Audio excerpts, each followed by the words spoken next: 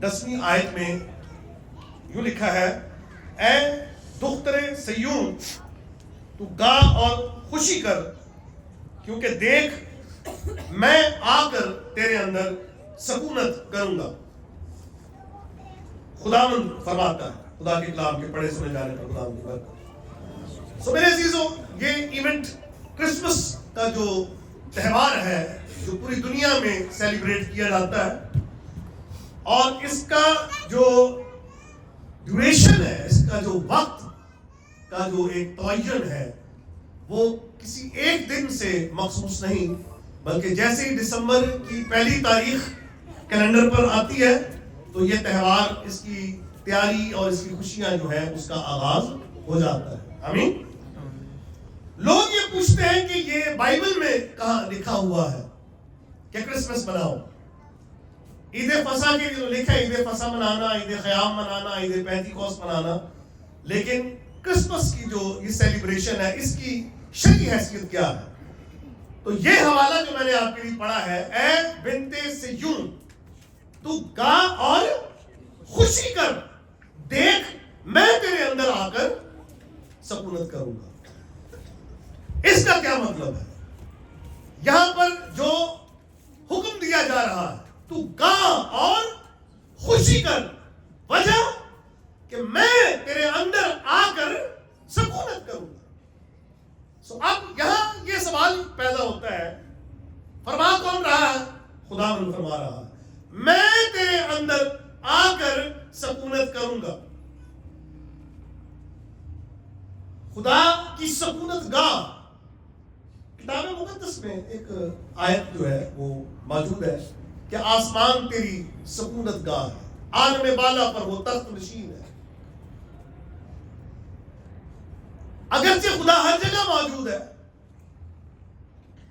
हर जगह उसकी मौजूदगी की जो तालीम है वो बाइबल कहती है कि तेरी रूह से बचकर कहां जाऊं?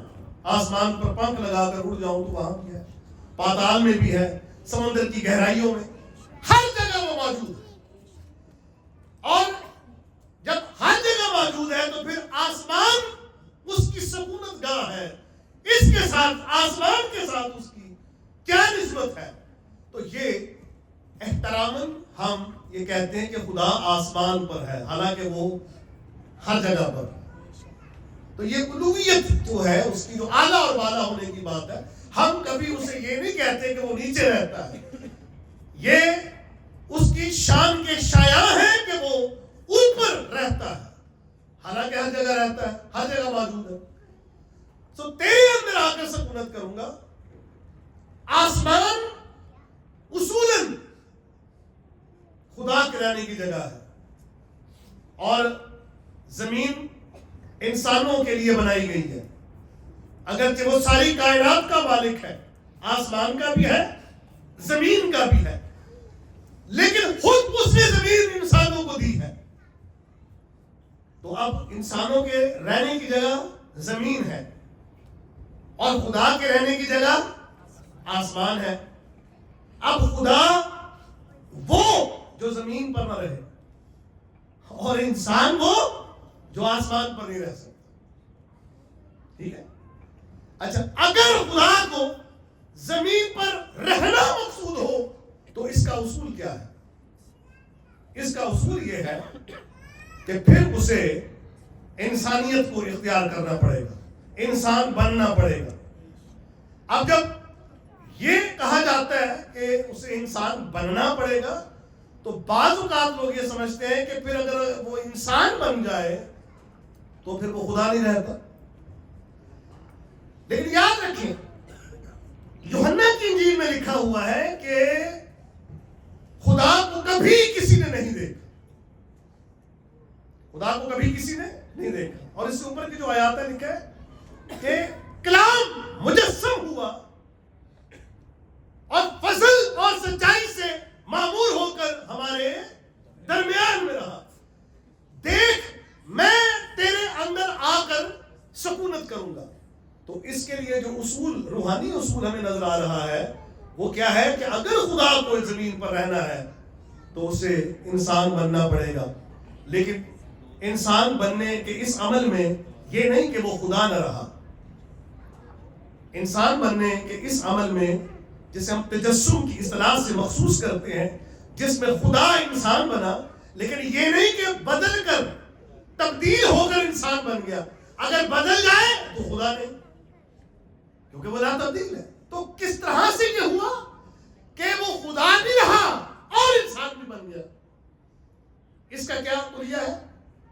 تجسم، کہ الہی ذات نے انسانی ذات کو اختیار کیا ہے یا قبول کیا. اب وہ خدا ہوتے ہوئے انسان بھی ہو گیا، اسی لیے وہ زمین پر رہ سکتا ہے. اور کتنے سال رہا وہ زمین پر؟ 33.5 برس اس زمین پر رہا. اے بنت صیون، تو گا اور خوشی کر، دیکھ میں تیرے اندر آ کر سکونت کروں گا. کلیسیائی روایت کے مطابق عید تجسم جو مقرر کی گئی ہے، عید مقرر کی گئی ہے، وہ 25 مارچ ہے.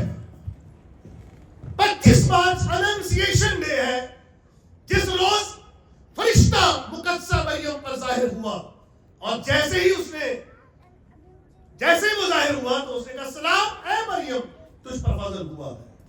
تو وہ اس سلام کو سن کر گھبرا گئی کہ یہ کیسا سلام ہے. تو اسے یہ بتایا گیا کہ تیرے ہاں بیٹا ہوگا. اور اسے کہا کہ میں تو مرد کو نہیں جانتی. تو فرشتے نے کہا کہ روح القدس تجھ پر سایہ ڈالے گا اور خدا تعالیٰ کی قدرت تجھ پر ٹھہرے گی، اور وہ موجود مقدس خدا تعالیٰ کا بیٹا کہلائے گا. خدا کا بیٹا کہنے سے مراد یہ نہیں کہ خدا کی کوئی بیوی ہے تو اس سے بیٹا پیدا ہوا ہے، نہیں، خدا کی کوئی بیوی نہیں ہے لیکن وہ بیٹا ہے. تو بیٹے سے مراد کیا ہے کہ اس کی گہری نسبت ہے خدا کے ساتھ. وہ کلمۃ اللہ ہے، خدا کا کلمہ ہے جو مجسم ہوا، مجسم ہو کر ہمارے درمیان میں رہا ہے. اور ہم نے اس کا ایسا جلال دیکھا ہے جیسا باپ کے اکلوتے کا جلال. میرے عزیزو، جب فرشتہ مقدسہ مریم پر ظاہر ہوا اور اس وقت اس بڑی آزمائش کو مقدسہ مریم نے قبول کیا ہے، اپنی جان ہتھیلی پر رکھی ہے اس نے. کیونکہ مقدسہ مریم کی نسبت تو یوسف سے ہوئی لیکن رخصتی نہیں ہوئی تھی. ان کے اکٹھے ہونے سے پہلے ایک کنواری کا حاملہ ہونا خطرے سے خالی نہیں تھا، لیکن یہ خطرہ اس نے مول لیا اور اسے کہا کہ تیرے قول کے موافق ہو. اور جیسے ہی اس نے کہا تیرے قول کے موافق ہو، اسی وقت عمل تجسم وقوع پذیر ہوا، اور جسے ہم عید تجسم 25 مارچ کو ہم مناتے ہیں اور عید ولادت المسیح 25 دسمبر کو مناتے ہیں. ایک حوالہ پڑھ کر میں اس کو بند کروں گا، کیونکہ اس کے بعد ہم ڈنر کی طرف بڑھیں گے، کہ وہی کرسمس ڈنر کی تقریب ہے. تو اس میں لوکا کی انجیل جب ہم پڑھتے ہیں تو وہاں پر گدائیوں کا ذکر ہم پڑھتے ہیں، اور وہ یہ جو حوالہ ہم نے پڑھا زکریا کی کتاب کے 2 باب کی 10ویں آیت ہے، اور لوکا کی انجیل کی کہ 2 باب کی 10ویں آیت میں لکھا ہوا ہے کہ فرشتہ ان پر ظاہر ہوا اور ایک نور چمکا اور وہ ڈر گئے. اور انہیں کیا کہا کہ ڈرو مت، آج تمہارے لیے بڑی خوشی کی بشارت ہے. زکریا کی کتاب میں ہم نے کیا پڑھا؟ اے بنت صیون، تو گا اور خوشی کر، دیکھ میں تیرے اندر آ کر سکونت کروں گا. اور لوکا 2:10 میں فرشتہ یہ کہہ رہا ہے ڈرو مت، تمہارے لیے بڑی خوشی کی بشارت ہے کہ آج داؤد کے شہر میں تمہارے لیے ایک منجی پیدا ہوئے، یعنی مسیح خدا. اور انہیں یہ خوشی کی بشارت دی. تو کرسمس کی جو مسیح کی جو پیدائش ہے وہ کیا ہے؟ خوشی کی بشارت ہے. یوحنا بپتسمہ دینے والے کی جب خوشی کی بشارت دی گئی تھی پیدائش کی، تو کہا زکریا کو کہا کہ تیرے لیے یہ خوشی ہوگی اور تیرے خاندان کے لیے. لیکن فرشتوں نے یہاں بتایا کہ ساری امت کے واسطے یہ خوشی، ساری امت کے واسطے ہے کہ داؤد کے شہر میں ایک منجی پیدا ہوئے، یعنی مسیح. رسول، نبی، پیغمبر تو کئی آئے ہیں لیکن منجی اپنی ذات میں فقط ایک ہی ہے اور وہ یسوع مسیح ہے. اسی جب پیدا ہوئے تو فرشتے نے کہا کہ اس کا نام یسوع رکھنا، کیونکہ وہی اپنے لوگوں کو ان کے گناہوں سے نجات دے گا. سو میرے عزیزو، کرسمس سیلیبریشن جو ہے یہ نجات کی سیلیبریشن ہے. اور پھر یہ نہیں یہ 25 دسمبر کو مسیح پیدا ہوئے تو ہم خوشی منا رہے ہیں، نہیں، جس کی زندگی میں مسیح آ جائے اس کے لیے ہر روز کرسمس. آمین. سو آج ہم اسی بنیاد پر اکٹھے ہوئے ہیں تاکہ ہم مسیح کی سالگرہ کو پیشگی ہم مناتے ہیں، بلکہ میں نے یہ کہا کہ یہ پورا مہینہ ہی جو ہے وہ کرسمس سیلیبریشن کا ہے، 25 دسمبر اس سے مخصوص ہے۔ میرے عزیزوں، یہی ہمارے لیے خوشی کی بشارت ہے کہ آج ہمارے لیے داؤد کے شہر میں ایک بڑی خوشی کی بشارت، اور ہمیں کیا کہا گیا؟ تو گا اور خوشی کر، دیکھ میں تیرے اندر آ کر سکونت۔ یہ ایک بہت بڑا فضل اس پوری دنیا پر ہوا کہ کسی ایک وقت میں آ کر تاریخ کے کسی موڑ پر خدا کا کلمہ مجسم ہوا، اور اس کے وسیلے سے ہم خدا کی سکونت کو اپنے درمیان پاتے ہیں۔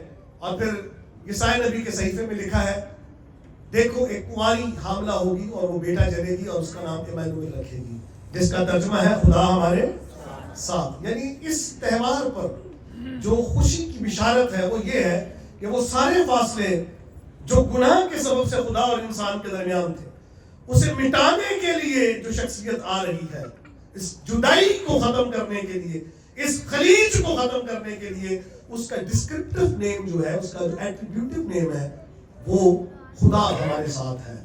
اور اگر خدا ہمارے ساتھ ہے تو پھر کون ہمارا مخالف؟ نہ موت، نہ گناہ، نہ ابلیس، نہ عالم ارواح، نہ قبر ہماری مخالف، کیونکہ مسیح موت پر فتح مند ہوا، قبر پر وہ فتح مند ہوا، عالم ارواح کے بند اس نے توڑے ہیں، اور بائبل کہتی ہے موت تیرا ڈنک کہاں گیا، تو فتح کا رکبہ ہو گئی۔ مسیح نے مردوں میں سے زندہ ہو کر اپنی فتح کو ظاہر کیا اور اپنے آنے کے مقصد کو ظاہر کیا، جس کی وجہ سے ہم مسیح کی پیدائش بھی مناتے ہیں، اس کی موت بھی مناتے ہیں، اس کا جی اٹھنا بھی مناتے ہیں۔ آمین۔ یہی ہمارے لیے خوشی کی بشارت ہے۔ سو آئے ہم شکر گزاری کریں گے، دعا کریں گے، سب اپنی سر پوچھیں، دعا کریں گے۔ چند لمحات ہمارے پاس ہیں، اس کے بعد ہم اگلے مرحلے میں ہم جائیں گے، اور میں یہ چاہوں گا کہ بھائی ایلیا آئے، مبشر ایلیا آ کر شکر گزاری کی دعا کریں۔